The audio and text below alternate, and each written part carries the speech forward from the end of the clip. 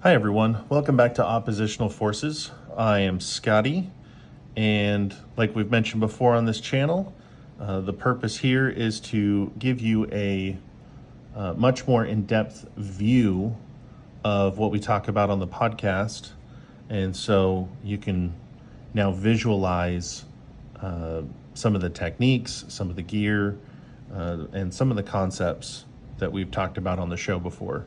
So today I'm going to be showing you a little bit of an EDC concealed box. As you can see, I've chosen to use a discarded pack of cigarettes. This is a great size and shape for hanging on to a bunch of small things that you don't want running away.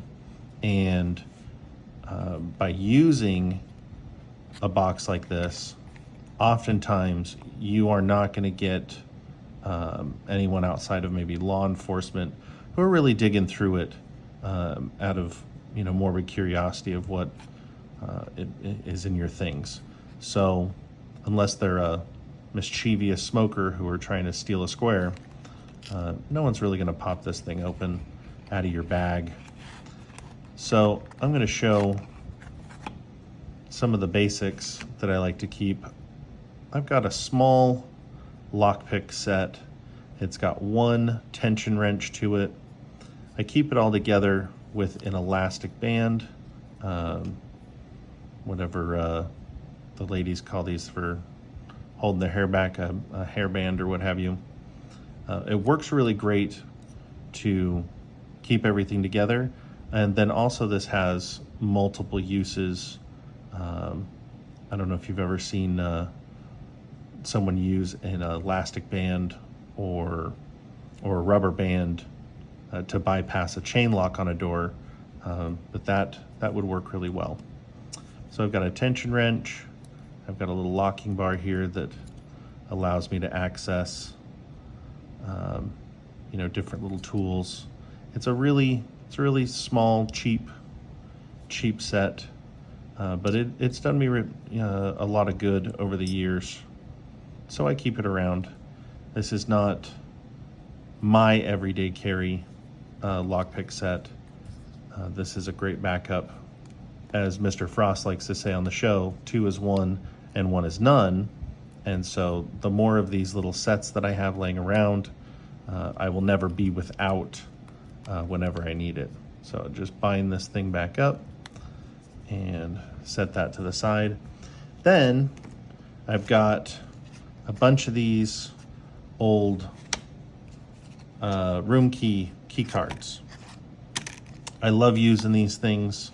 I find them all over the place. If you're walking out of a hotel, if you're going through a casino in Vegas, these are littered all over the place. Number one, they have reprogrammable RFID chips. And number two, they have a really strong rigidity. And so using these to swipe on a door lock, maybe you've locked yourself out of a closet door, or something that just has the latch locked and doesn't have a deadbolt. This is great for shimming those doors open. I keep a lot of them. This is a commercial version.